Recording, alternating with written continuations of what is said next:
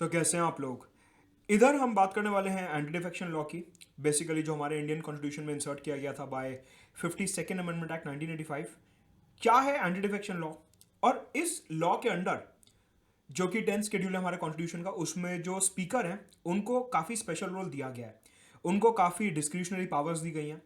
क्या है स्पीकर का role, prelims mains interview UPSC के पर्सपेक्टिव से कैसे ये वीडियो इंपॉर्टेंट है, और इसमें कौन कौन से डायमेंशंस कवर होने वाले हैं, वो सारी बात करने वाले हैं इस पर्टिकुलर वीडियो में, presented by me Mudit Gupta. Basically जो ये पूरा डिफेक्शन का मसला है और स्पीकर का रोल है, इंडियन डेमोक्रेसी के पॉइंट ऑफ व्यू से काफ़ी इंपॉर्टेंट है। आपको पता है कि हर 5 साल बाद आप वोट डालने आते हो लोकसभा के, हर 5 साल बाद विधानसभा के वोट डालने जाते हो आप। जो आप अपने रिप्रेजेंटेटिव्स को चुन रहे हो, उन रिप्रेजेंटेटिव्स के ऊपर डायरेक्टली इस कानून का एक इंपैक्ट पड़ता है। क्या इंपैक्ट है, सारी बातें डिटेल में इस वीडियो में करने वाले हैं। अनअकैडमी में सब्सक्राइब करने के लिए you can use my referral code Madhut Gupta 10% discount के लिए। नीचे मेरा टेलीग्राम चैनल पिंड है, उसको जरूर ज्वाइन करिए। साथ के साथ हमारे अनअकैडमी पे बैचेस शुरू हो रहे हैं 2021, 22 और 23 के लिए। 21 के लिए रिवीजन बैचेस, 22 के लिए 1 साल का फुल लेंथ बैच और 23 के लिए 2 साल के full length batches English, Hindi और बाइलिंगुअल भाषा में आपको मिलने वाले हैं। ये जितने भी बैचेस हैं इनके स्पेशल फीचर्स हैं कि यहाँ पे आपको कंप्लीट कवरेज ऑफ सिलेबस मिलेगा प्रीलिम्स और मेंस का। साथ साथ इंटरव्यू के क्वेश्चंस तो क्लास में कवर होते ही रहते हैं। Doubt resolution, PDF notes, direct interaction with the educator, NCERT पूरी कवर की जाएगी। साथ साथ प्रीलिम्स और मेंस के क्वेश्चंस, पीवाईक्यूज, मॉक क्वेश्चंस, और ये सारी चीजें आपको एक ही जगह पे मिलेंगी अनअकैडमी पे। 17 मार्च से हमारे नए बैचेस शुरू हो रहे हैं इंग्लिश, हिंदी और बाइलिंगुअल में, 1 साल, 2 साल और 4 महीने के। साथ के साथ आपको पता ही है हमारा आइकॉनिक सब्सक्रिप्शन, जहां पे पर्सनलाइज गाइडेंस मिलेगी, daily study planner, study material, experts की गाइडलाइंस और टेस्ट का एनालिसिस। ये सारी चीजें आपको मिलने वाली है कहां पे, सिर्फ और सिर्फ अनअकैडमी आइकॉनिक पे। तो अनअकैडमी प्लस, अनअकैडमी आइकॉनिक और अनअकैडमी कॉम्बो सब्सक्रिप्शन के लिए you can use my referral code Madhut Gupta to subscribe, right. तो सबसे पहले देखते हैं कि जो 10th शेड्यूल है इंडियन कॉन्स्टिट्यूशन का, इसके बेसिक्स क्या हैं। ये जो 10th schedule in the Indian constitution है, ये ऐड किया गया बाय 52nd अमेंडमेंट एक्ट 1985 और इसको बोले जाता है एंटी डिफेक्शन लॉ। बेसिकली इस कानून के अंदर ये बोला गया कि जो एक हाउस के मेंबर हैं, चाहे वो लोकसभा हो, चाहे वो राज्यसभा हो, चाहे वो विधानसभा हो या विधान परिषद हो, एक हाउस के जो मेंबर हैं उनको डिसक्वालीफाई किया जा सकता है उनकी मेंबरशिप से। डिसक्वालिफिकेशन का मतलब होता है कि अब वो मेंबर नहीं रहे और उनको हाउस छोड़ के बाहर जाना पड़ेगा। तो क्या ग्राउंड्स होते हैं, मान लीजिए एक मेंबर एक पर्टिकुलर पार्टी के टिकट पे चुने गए, लेकिन चुने जाने के बाद उन्होंने अपनी पार्टी से रिजाइन कर दिया। मान लीजिए कांग्रेस या बीजेपी के एक नेता अपनी टिकट पे चुने गए, चुने जाने के बाद उन्होंने अपनी पार्टी से इस्तीफा दे दिया और उन्होंने कहा कि अब मैं दूसरी पार्टी ज्वाइन करने जा रहा हूं। इस केस में जब एक चुने हुए नेता अपनी पार्टी छोड़ के दूसरी पार्टी में जाने की बात करते हैं, इस टाइम पे एंटी डिफेक्शन लॉ लग जाता है और उनकी जो मेंबरशिप है हाउस की वो खत्म कर दी जाती है, उनको डिस्क्वालीफाई कर दिया जाता है। साथ के साथ एंटी डिफेक्शन लॉ में एक चीज और कवर होती है। आपको पता है कि एक पर्टिकुलर पार्टी के कई सारे मेंबर्स होते हैं। एक एग्जांपल लेते हैं। For example Jammu Kashmir Reorganisation Act आया पार्लियामेंट में। अब आपको पता है कि वो बीजेपी की सरकार ने इंट्रोड्यूस करा। लेट अस से कांग्रेस के जितने भी मेंबर्स हैं हाउस में, तो उन्होंने मिलकर डिसाइड करा कि हम इस वोट के लिए नो वोट करने वाले हैं कि ठीक है, हमारे को ये बिल नहीं पसंद, हम इस बिल का समर्थन नहीं करते। उन्होंने सबने डिसाइड करा कि हम इस बिल के ऊपर नो वोटिंग करने वाले हैं। लेकिन पार्टी गाइडलाइंस के खिलाफ जाते हुए किसी एक कांग्रेस के नेता ने लेटर से नो नहीं करा, यस पे क्लिक कर दिया, यस पे वोटिंग डाल दी कि हां मैं इस बिल का समर्थन करता हूं। सिनारियो ये बना कि सारे नेताओं ने नो पे वोट कर दिया, लेकिन एक नेता ने पार्टी गाइडलाइंस के खिलाफ जाते हुए यस पे वोट कर दिया। तो ये नेता जो पार्टी गाइडलाइंस के खिलाफ गए हैं, इनकी मेंबरशिप को खत्म कर दिया जाएगा, इनको हाउस से डिस्क्वालीफाई कर दिया जाएगा 10th शेड्यूल के अंडर। कहने का मतलब है कि अगर किसी नेता को 10th शेड्यूल के अंडर आपको डिस्क्वालीफाई करना है, उनकी मेंबरशिप खत्म करनी है, तो 2 रीजन यहां पे बन सकते हैं कि उन्होंने चुनाव के बाद अपनी पार्टी छोड़ दी या नई पार्टी में चले गए, या फिर हैं तो उसी पार्टी में लेकिन जो पार्टी गाइडलाइंस थे, जो पार्टी ने तय करा था, उसके खिलाफ जाके उन्होंने फ्लोर ऑफ द हाउस पे कुछ करा। इन दोनों ही वाक्यों में मेंबर को डिस्क्वालीफाई किया जा सकता है और उनकी हाउस की मेंबरशिप खत्म की जा सकती है। Apart from this, supreme court ने ये बोला कि देखिए, ये वाला जो क्लॉज है giving up the party membership, की एक नेता ने चुने जाने के बाद अपनी पार्टी की मेंबरशिप छोड़ दी, इसको हमारे को थोड़ा ब्रॉड तरीके से इंटरप्रेट करना होगा। और सुप्रीम कोर्ट ने इस पर्टिकुलर क्लॉज को इंटरप्रेट करते हुए बोला कि giving up the party membership includes anti party activities. अगर एक नेता एंटी पार्टी एक्टिविटीज में भी पाए जाते हैं तो भी उनको डिस्क्वालीफाई कर दिया जाएगा हाउस से। कहने का मतलब है 10th शेड्यूल इसलिए लाया गया जिससे कि पार्टी पॉलिटिक्स बनी रहे, जिससे कि पॉलिटिकल पार्टीज का इंपॉर्टेंस, पॉलिटिकल पार्टीज का वर्चस्व बना रहे।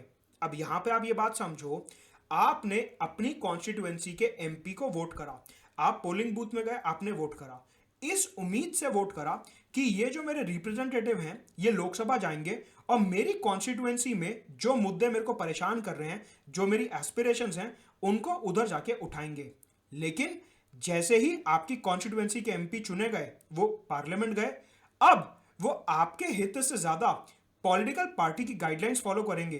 क्यों? अगर उन्होंने पॉलिटिकल पार्टी की गाइडलाइंस फॉलो नहीं करी तो उनके ऊपर एंटी डिफेक्शन 10th शेड्यूल लग जाएगा और उनकी मेंबरशिप को खत्म कर दिया जाएगा, उनको हाउस से डिस्क्वालीफाई कर दिया जाएगा। कहने का मतलब है 1985 के बाद से, जब से 10th शेड्यूल इंडियन कॉन्स्टिट्यूशन में डाला गया है, तब से एक एमपी जो है या एक एमएलए जो है, उनके लिए पॉलिटिकल पार्टी ज्यादा इंपॉर्टेंट है as compare to the constituency. क्यों? मैं आपको एक एग्जांपल देता हूं। लेट अस से ये केरला है, सपोज केरला के रिगार्ड्स में कोई बिल आया, पार्लियामेंट में केरला के रिगार्ड्स में कोई बिल आया, केरला के एमपी को लगता है कि ये मेरी कॉन्स्टिट्यूएंसी के लिए बिल बहुत अच्छा है, तो मैं इस पे यस वोट करूंगा। लेकिन ओवरऑल जो नेशनल लेवल की पॉलिटिकल पार्टी है, जो नेशनल लेवल की पार्टी है, उस पार्टी ने बोला कि ये बिल बेकार बिल है, हमारे को इस पे नो वोट करना है। अब आप देखो, यहां पे आ गया कॉन्फ्लिक्ट ऑफ इंटरेस्ट।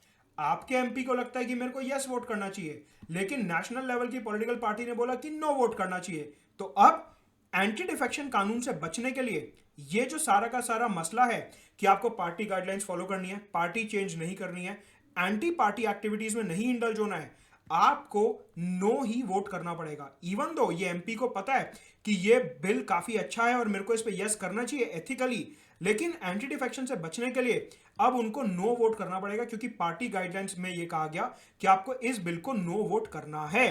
कहने का मतलब है एंटी डिफेक्शन का जो कानून है, 10th शेड्यूल का जो कानून है, यहां पे इंडिविजुअल के बजाय पॉलिटिकल पार्टी को प्रेफरेंस दिया गया है। मतलब कि जो पॉलिटिकल पार्टी ने बोल दिया वो एक पर्टिकुलर एमपी एमएलए को करना पड़ेगा। कहने का मतलब है उनका इंडिविजुअल स्टैंस मैटर नहीं करता, पार्टी का स्टैंस इधर मैटर करता है। तो ये चीज आप ध्यान रखेंगे कि 10th शेड्यूल का नेगेटिव एस्पेक्ट है कि एक एमपी एमएलए जो है वो अपनी इंडिपेंडेंस, अपनी मर्जी से अपना ओपिनियन आगे नहीं रख सकते। हाँ, स्पीच वगैरह दे सकते हैं, वो चलता है, लेकिन जब वोटिंग की बात आती है, जब मेन बात आती है वोटिंग की कि बिल कैसे पास होगा, उस टाइम पे उन्हें पॉलिटिकल पार्टी का ही जो स्टैंस है वो फॉलो करना पड़ेगा। राइट। सवाल उठता है कि ये 10th schedule anti defection law लाया क्यों गया। बेसिकली क्या हो रहा था 1983 1984 में, बहुत सारे एमएलएस एमपीज जो थे वो हॉर्स ट्रेडिंग में इंडल्ज हो रहे थे। हॉर्स ट्रेडिंग का मतलब ये होता है कि अभी वो एक पार्टी में चुने गए, मान लीजिए उन्होंने कांग्रेस के टिकट पे चुने गए, इलेक्शन हो गया उनका, जैसे ही हाउस मिलता है उन्होंने अपनी पार्टी चेंज करके वो बीजेपी में चले गए, वो एसपी में चले गए, वो बीएसपी में चले गए, वो तृणमूल में चले गए। मतलब कि चुने तो एक पार्टी की टिकट पे गए थे, लेकिन चुनते ही दूसरी पार्टी ने जब उन्हें ज्यादा ऑफर करा पैसा या मिनिस्टीरियल बर्थ, तो उन्होंने अपनी पार्टी चेंज कर ली। इस पूरे मसले को बोला जाता है हॉर्स ट्रेडिंग। बेसिकली ऐसा माना गया। अब देखो, ये जो शेड्यूल है सिर्फ खराब शेड्यूल नहीं है, इसके फायदे भी हैं। क्या फायदा? सुनिए ध्यान से। तो बेसिकली क्या हुआ, आपने जो इसका पॉजिटिव इंपैक्ट है 10th शेड्यूल का, तो ये आपने एक पार्टी को वोट करा, फॉर एग्जांपल आपने कांग्रेस के एमपी को वोट करा, क्योंकि आपको कांग्रेस की आइडियोलॉजी, कांग्रेस का मैनिफेस्टो, कांग्रेस का जो एजेंडा था वो पसंद आया सपोज। अब क्या हुआ, आपने तो अपने एमएलए एमपी को चुना कांग्रेस के टिकट पे कि मेरे को कांग्रेस वाली आइडियोलॉजी मैनिफेस्टो चाहिए। इन वाले एमपी एमएलए ने क्या करा, चुने जाते ही इन्होंने पार्टी पलट ली, ये एसपी बीएसपी तृणमूल कहीं चले गए। आपको उनका मैनिफेस्टो, उनका एजेंडा पसंद नहीं था।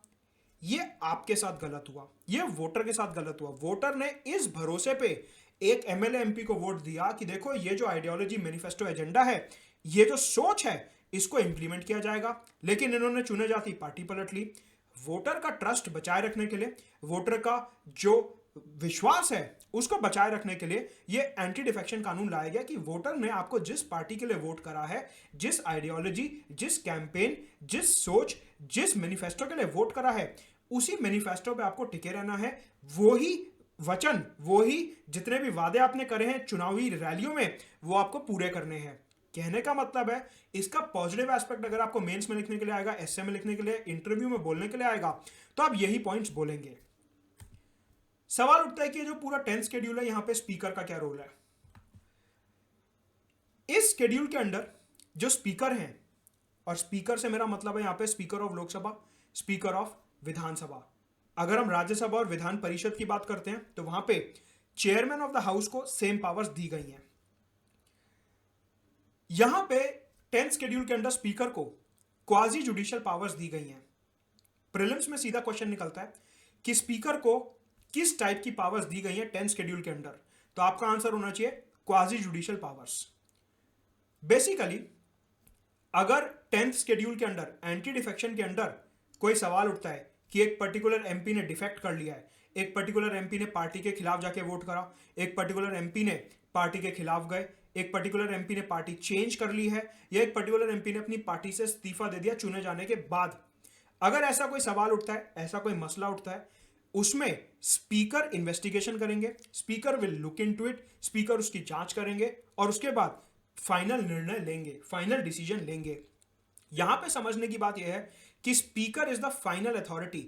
इनके पास पूरी पावर है यहां पे डिसीजन लेने की, और स्पीकर का डिसीजन फाइनल होगा, उसमें कोई कुछ नहीं कर सकता।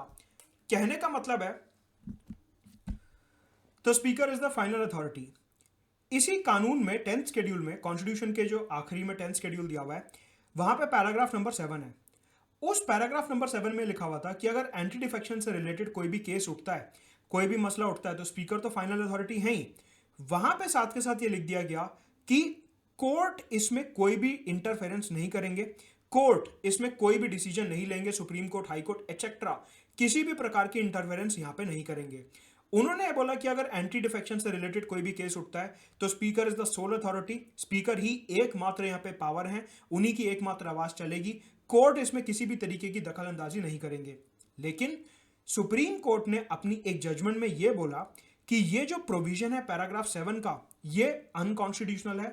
अगर हमारे को बेसिक स्ट्रक्चर मेंटेन करना है, अगर हमारे को फाइन बैलेंस मेंटेन करना है, अगर हमारे को डेमोक्रेसी मेंटेन करनी है, तो हम इन डिसीजंस को रिव्यू कर सकते हैं। मतलब कि स्पीकर यहां पे जो डिसीजन ले रहे हैं या फिर जो एंटी डिफेक्शन के मसले उठ रहे हैं, वहां पे कोर्ट्स इंटरफेयर कर सकते हैं। कहने का मतलब है ओरिजिनली 1985 में बोला गया था कि कोर्ट्स का इसमें कोई भी इन्वॉल्वमेंट नहीं रहेगा, लेकिन बाद में सुप्रीम कोर्ट ने इस पैराग्राफ को नल एंड वॉइड, अनकॉन्स्टिट्यूशनल घोषित करके बोला था कि कोर्ट्स पूरे तरीके से यहां पे अपना जो ओपिनियन है वो दे सकते हैं, अपनी जजमेंट दे सकते हैं।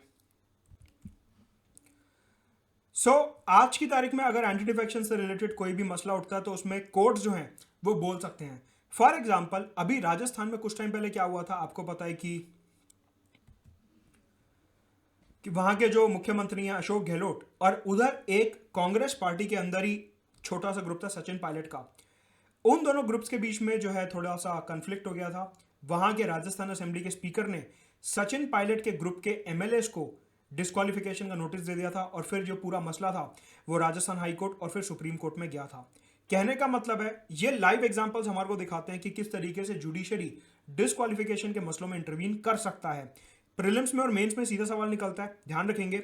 अच्छा, यहां पे एक चीज और ध्यान रखेंगे कि जो डिस्क्वालिफिकेशन के मसलों में जुडिशरी का इंटरफेरेंस है, ये हमारे को दिखाता है system of checks and balances. मतलब कि किस तरीके से जुडिशरी जो है लेजिस्लेचर के ऊपर एक चेक रख रही है। आपको पता है कि हमारे लोकतंत्र डेमोक्रेसी में लेजिस्लेचर, एग्जीक्यूटिव, जुडिशरी 3 पिलर्स हैं, और तीनों स्तंभ जो हैं एक दूसरे के ऊपर system of checks and balances बनाए रखते हैं। वही चीज आपको इधर ध्यान रखनी है कि क्योंकि सुप्रीम कोर्ट और हाई कोर्ट डिस्क्वालिफिकेशन के मसले सुन सकते हैं, it is a check over the legislative power. सवाल उठता है कि 10th शेड्यूल की लिमिटेशन क्या है, ये क्यों खराब है, या फिर इसमें ऐसी क्या कमी है जो हमारे को आने वाले समय में डेमोक्रेसी को स्ट्रॉन्ग करने के लिए सुधारनी चाहिए। सबसे पहली चीज मैं आपको ऑलरेडी बता चुका हूं कि अगर एक एमएलए एमपी अपनी मर्जी से वोट करना चाहते हैं तो वोट नहीं कर सकते। क्यों? उनको पार्टी लाइंस के अलोंग ही वोट करना पड़ेगा। कहने का मतलब है पर्सनल ओपिनियन यहां पे दब जाता है, पार्टी का ओपिनियन सुप्रीम रहता है, जो पार्टी ने बोल दिया वो करना ही पड़ेगा। कहने का मतलब यह है कि एक व्यक्ति को जिसको आपने विश्वास करके चुना कि वो आपके हित का रिप्रेजेंटेशन उधर करेगा, वो एक्चुअल में आपके हित का रिप्रेजेंटेशन वहां नहीं कर पाए शायद, क्योंकि उसके लिए पार्टी लाइंस फॉलो करना जरूरी है, अदरवाइज उसके ऊपर एंटी डिफेक्शन का कानून लग सकता है। इसी के साथ एक मसला और उठता है। मैंने आपको बताया कि स्पीकर का डिसीजन इधर फाइनल होता है कि जो स्पीकर ने बोल दिया वही करना पड़ेगा। अब आप सोचिए, लोकसभा और विधानसभा में जब नई लोकसभा बनती है, जब नया विधानसभा बनता है, उनके मेंबर्स आपस में से ही किसी एक व्यक्ति को स्पीकर की तरह चुन लेते हैं। सीधा सा मैथ्स ये बैठता है इधर कि जिस पार्टी की मेजॉरिटी है उसी पार्टी से स्पीकर चुन के आएगा। एग्जाम्पल देख लेते हैं। 2014 से 2019 बीजेपी की मेजॉरिटी थी, सुमित्रा महाजन जो कि बीजेपी से आती हैं वो स्पीकर थी। 2019 से 2024 बीजेपी की मेजॉरिटी है, ओम बिरला जो कि बीजेपी से आते हैं वो स्पीकर है। ये थंब रूल होता है कि स्पीकर जो होते हैं वो यूजुअली रूलिंग पार्टी के ही होते हैं। उसका रीजन ये है कि हाउस में से जब स्पीकर को चुना जाता है, मेंबर्स आपस में से ही स्पीकर को चुनते हैं, तो सिंपल मेजॉरिटी चाहिए होती है कि जितने लोग प्रेजेंट हैं वहां पे वो आपस में से मिलकर मेजॉरिटी से चुन लेंगे। तो ऑब्वियस ही बात है, जिस पार्टी की हाउस में मेजॉरिटी है उसी पार्टी के कैंडिडेट को स्पीकर बनने के लिए मेजॉरिटी मिलेगी। कहने का मतलब यह है कि एक व्यक्ति जो स्पीकर का पोस्ट संभाल रहे हैं वो कहीं ना कहीं एसोसिएटेड है पॉलिटिकल पार्टी से जो कि मेजॉरिटी में इस टाइम हाउस में। नाउ क्या स्पीकर को इस पूरे मसले में फाइनल अथॉरिटी देना सही रहेगा? क्या स्पीकर को एंटी डिफेक्शन 10th शेड्यूल के अंडर फाइनल अथॉरिटी देना सही रहेगा? सवाल यह है कि स्पीकर तब तक स्पीकर हैं जब तक वो मेजॉरिटी पार्टी का सपोर्ट एंजॉय कर रहे हैं। जब तक मेजॉरिटी पार्टी उनको सपोर्ट कर रही है तब तक ही स्पीकर स्पीकर हैं। आपको पता है कि कॉन्स्टिट्यूशन में स्पीकर को हटाने का एक प्रोसेस दिया हुआ है कि आप 14 दिनों का नोटिस दीजिए और उसके बाद स्पेशल मेजॉरिटी के जरिए स्पीकर को हटाया जा सकता है। कहने का मतलब है 14 दिनों के नोटिस के बाद majority of the then membership से स्पीकर को हटाया जा सकता है हाउस से।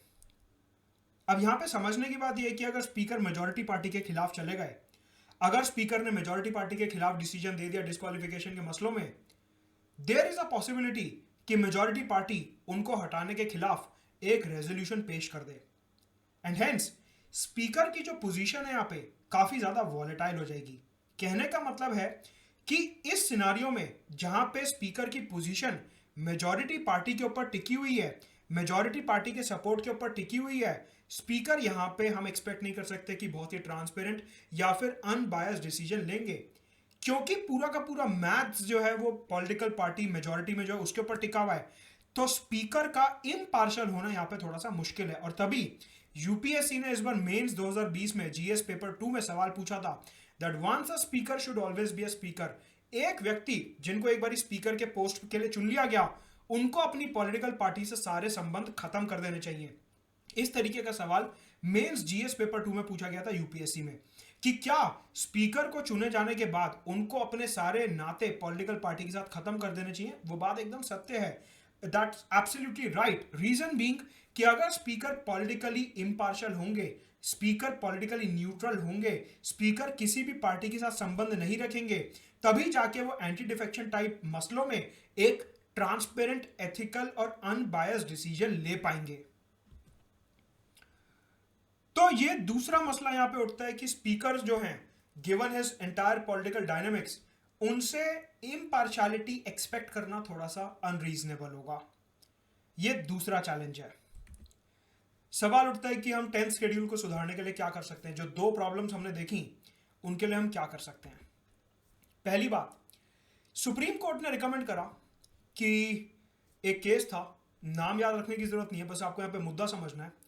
सुप्रीम कोर्ट ने रिकमेंड करा कि हमारे को कॉन्स्टिट्यूशन का अमेंडमेंट कर देना चाहिए, 10th शेड्यूल का अमेंडमेंट कर देना चाहिए और उसमें स्पीकर को जो एंडलेस पावर दी गई है एंटी डिफेक्शन के मसले में, उसे खत्म कर देना चाहिए। सुप्रीम कोर्ट ने उस जजमेंट में ये बोला कि एक इंडिपेंडेंट ट्राइब्यूनल बनाया जाना चाहिए जो कि एंटी डिफेक्शन से रिलेटेड सारे मसलों के ऊपर एक इम्पार्शियल डिसीजन लेगा। काफी अच्छा रिकमेंडेशन है कि एक ट्राइब्यूनल बना देना चाहिए बिल्कुल इंडिपेंडेंट, और उसमें फिर स्पीकर की जो इम्पार्शियलिटी है उसके ऊपर भी क्वेश्चन मार्क नहीं उठेगा। दूसरी बात, यहां पे देखा गया 10th शेड्यूल में कि कहीं पे भी ये नहीं लिखा कि स्पीकर को डिस्क्वालिफिकेशन के मसलों पे कितने समय के अंदर अंदर डिसीजन लेना है। नथिंग हैज बीन मेंशन्ड कि स्पीकर को कितने टाइम के अंदर अंदर इस मसले पर डिसीजन लेना है। कहने का मतलब है कई बार ऐसा देखा गया है कि स्पीकर ने कुछ कुछ महीने निकाल दिए, जबकि प्रिटी एविडेंट था कि सामने डिफेक्शन हो रहा है, सामने एक एमएलए जो है अपनी पार्टी चेंज कर रहे हैं। वेस्ट बंगाल में ऐसा हुआ था कि कांग्रेस के एक एमएलए तृणमूल में आ गए थे, बट स्पीकर को डिसीजन नहीं ले पाए थे क्योंकि वो स्पीकर खुद तृणमूल कांग्रेस के थे। ऐसा हुआ है कई बार वेस्ट बंगाल में, और बाकी स्टेट्स में भी हुआ है। ये एक रीसेंट एग्जांपल है वेस्ट बंगाल का जो मैं आपको बता रहा हूं। कहने का मतलब है स्पीकर यहां पे इम्पार्शियली एक्ट नहीं कर पा रहे हैं और उनको कहीं ना कहीं अपनी रूलिंग पार्टी का ध्यान रखना पड़ रहा है, और इसी वजह से अगर डिस्क्वालिफिकेशन का डिसीजन रूलिंग पार्टी के खिलाफ जाने वाला होता है तो ये डिसीजन देने में डिले करते रहते हैं, जो कि एक नेगेटिव एस्पेक्ट है। मतलब कि 10th शेड्यूल में कोई टाइम लिमिट मेंशन नहीं है कि कितने समय में स्पीकर को डिसीजन देना है। तो यहां पे सुप्रीम कोर्ट ने बोला कि इसमें भी अमेंडमेंट होना चाहिए और एक स्पेसिफाइड टाइम लिमिट होनी चाहिए जिसके तहत स्पीकर को अपना डिसीजन सुनाना पड़ेगा।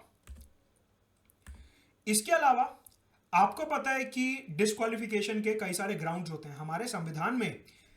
एमपी एमएलए को डिस्क्वालीफाई करने के लिए कई सारे ग्राउंड्स दिए गए हैं, जैसे कि इंसॉल्वेंसी, जैसे कि citizenship of India, undischarged insolvent, unsound mind and as certified by a court, holding some office of profit. ये सारे जो ग्राउंड है डिस्क्वालिफिकेशन के, ये दिए हुए कॉन्स्टिट्यूशन में। लोकसभा राज्यसभा के लेवल पे अगर डिस्क्वालिफिकेशन का कोई भी मुद्दा उठता है, उसका फाइनल डिसीजन लेते हैं President of India on the advice of Election Commission. Vidhan Sabha Vidhan Parishad मतलब कि स्टेट लेवल पे डिस्क्वालिफिकेशन का कोई भी मुद्दा उठता है, उसका फाइनल डिसीजन लेते हैं governor on the aid and advice of Election Commission. देखिए, डिस्क्वालिफिकेशन के कई सारे क्राइटेरिया दिए हुए हैं, सारे क्राइटेरिया में प्रेसिडेंट और गवर्नर ही फाइनल डिसीजन लेते हैं on the aid and advice of Election Commission of India. Disqualification on the basis of defection, ये जो डिफेक्शन वाला मसला है, सिर्फ ये इकलौता ऐसा मसला है जहां पे सारी की सारी पावर स्पीकर को दी गई है। कहने का मतलब है हमारा कॉन्स्टिट्यूशन डिस्क्वालिफिकेशन की सारी पावर प्रेसिडेंट और गवर्नर को देता है on the aid and advice of Election Commission of India, सिर्फ एक मसले को छोड़ के, और वो मसला है एंटी डिफेक्शन का।